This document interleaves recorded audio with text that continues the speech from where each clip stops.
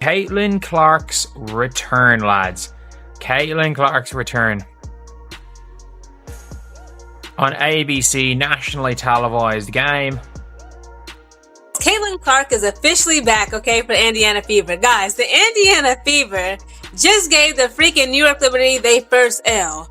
Their first L of the season. I was wondering, I'm like, who is going to... Caitlin Clark just casually unloaded 32 points like she found them lying in her gym bag. And guess who caught the smoke? The previously undefeated New York Liberty. That's right. The Indiana Fever didn't just show up, they declared war. Was it a basketball game or a solo vengeance saga in sneakers? Either way, Clark didn't just bring buckets. She brought attitude, fire, and the kind of chaos that leaves scoreboards begging for mercy. This wasn't just a win.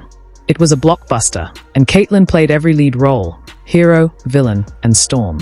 Back again. Caitlin's back. Tell Caitlin Clark Kent back in action. Where do I even start?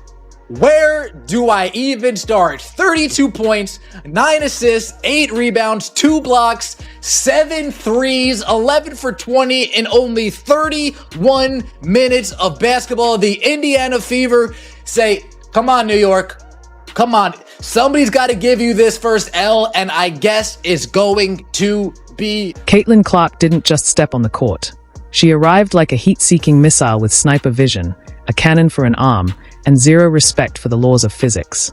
She was pulling up from distances that belong in GPS coordinates, not a basketball court. Forget 30 feet, we're talking 30 yards, minimum. At this point, someone should check if she accidentally wandered in from an NFL quarterback camp, because those shots, they weren't hopeful heaves. They were laser-guided missiles, precision-engineered and delivered without an ounce of mercy. That's how you feel, Caitlin, after missing 4 games from a quad injury? That's how you feel when you come back? What the hell did we just watch? Caitlin Clark in her absolute Birkin, able to get her team a victory over the undefeated New York Liberty. Let's talk about it. So as I discussed before, Caitlin Clark, this is her first game back in 4 or 5 games after dealing with the quad injury. And she did not disappoint. Came out with 32 points, 9 assists, 8 rebounds, almost a triple-double. But 7 3-pointers, y'all. And she was hitting them from 40 feet. Like, she was literally shooting from 32 points. Let that marinate. That wasn't a basketball game. That was a one-woman Broadway production. And every scene ended with a net-splitting finale.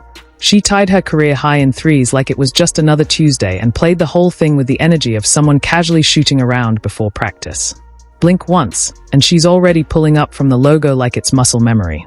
Meanwhile, the Liberty, those once flawless WNBA sweethearts, looked less like contenders and more like confused background actors in the Caitlin Clark show. Elite performances we have ever seen from Caitlin Clark. Now, I gotta remind everybody about this. Caitlin Clark is coming off an injury, bro. What we seen today was greatness. This was similar to the Michael Jordan flu game. I mean, it's up there type deal, bro.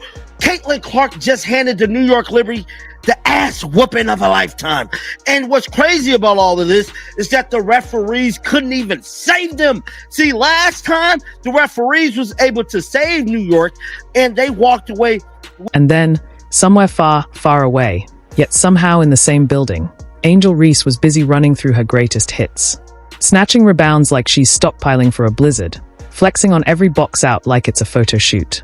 10 boards, 4 points, and more theatrics than a runway finale.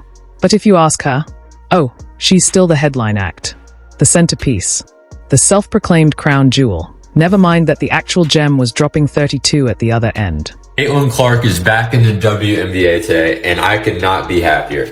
And to start off the game with the New York Liberty, she is putting on a show. First clip we're going to watch here is Sabrina Ionescu missing a 3 because she wants to be Caitlin and she just isn't.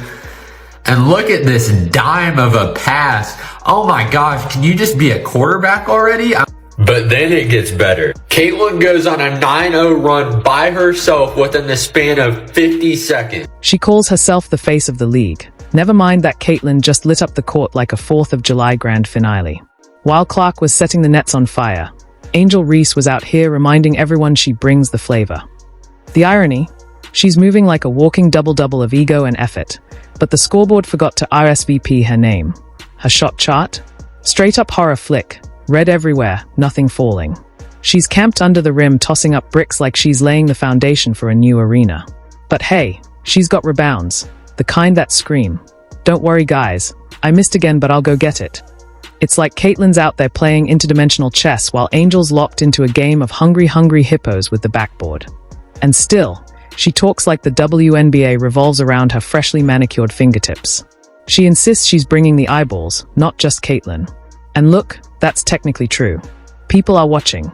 They are watching Clark rain fire from the parking lot, while Reese slow dances with the glass. The real question is, are fans tuning in for the buckets, or the drama? Because Clark's serving Steph Curry-level highlights, while Angel's dishing out WWE theatrics without a single offensive clip to back it up. 88, we finally hit triple digits thanks to CC22. Caitlin Clark, folks, 3 threes in 38 seconds in the first half. Caitlin Clark hit 3 logo bombs, by the way. 3 logo bombs in 38 seconds. This was the Caitlin Clark we all said, oh, she's different. She's sent from outer space. The Caitlin Clark that we saw today was the Caitlin Clark that we were accustomed to seeing. There's a big difference between being talked about and being watched. Caitlin Clark. She's watched. Every possession. Every step past half court. Every flick of the wrist has defenders holding their breath like they are strapped into a roller coaster about to drop Angel Reese. She's talked about. For the posing. For the antics. For a rivalry with Caitlyn that's starting to feel less like a clash of titans and more like a one-sided diary entry. Let's be honest. You can't stack up some rebounds, add a mean mug, and slap the label superstar on it. The game still matters. The scoreboard still matters. And the shot clock. It doesn't pause for attitude. Caitlyn didn't just show up. She took over. She wasn't chasing empty stats. She was rewriting the script. Meanwhile, Reese looked like a motivational speaker trapped in a power forward's body, talking up her greatness while missing layups like she was getting paid by the miss. Caitlyn's threes weren't just buckets. They were soul snatchers. Not just for the Liberty, but for anyone who thought her slow start meant she'd fade quietly into the rookie shadows. Oh no. She's locked in now. The vision's clearer. The passes. Surgical. The spacing. Clean. And the shots. Outrageous. We're talking artillery range bombs. Steph Curry level. But with a side of spite. Every time she pulled up, it felt like time hit pause. The crowd gasped, defenders panicked, and commentators forgot how to use words. You don't get that kind of reaction unless you're box office. And make no mistake, Caitlin Clark isn't just in the spotlight. She is the spotlight. At Caitlin Clark putting another game together that proves that she is the reason why people are watching the WNBA. And definitely not because of Angel Reese. In her very first game back from injury, she puts up 32, 8, and 9. Okay? Super close to a triple-double on over 50% shooting from the field and 50% shooting from the three-point line. And not only did she have a great performance, but she also led her team to a 14-point victory, so not even a close game, against a team that was previously undefeated and arguably the best team in the WNBA on her first game back. Meanwhile, Angel Reese could hit a shot and the crowd might still be mid-scroll on their phones. That's not superstardom. That's background noise. Let's talk swagger. Caitlin Clark's got that cold, quiet kind. The kind where she drills a logo 3 and jogs back like she's mentally checking her dinner plans. Reese. She's got enough bravado to power a small country. But here's the catch. The numbers don't lie. You can't strut out of a single-digit scoring line and call it dominance.